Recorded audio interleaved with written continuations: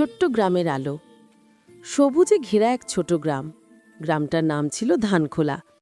সেখানে বাস করত এক পরিশ্রমী চাষি, রহিম, তার স্ত্রী হাসিনা আর তাদের দুই সন্তান, ছোট ছেলে আরিফ আর মেয়ে মরিয়ম। রহিম ভোরের আলো ফোটার আগেই মাঠে চলে যেত। তার স্বপ্ন ছিল একদিন নিজের জমিতে ভালো ফসল ফলিয়ে সংসারকে একটু সচ্ছল করবে।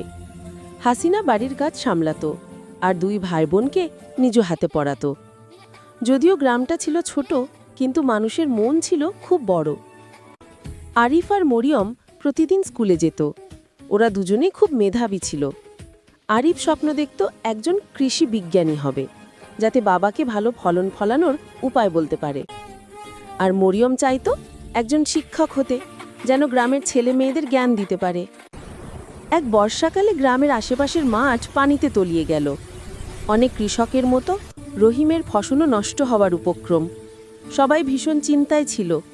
তখন আরিফ স্কুলে শেখা কিছু কৌশল বাবাকে বলে, কিভাবে উঁচু মাচায় শাকসবজি চাষ করা যায়। রহিম সেটাই চেষ্টা করল।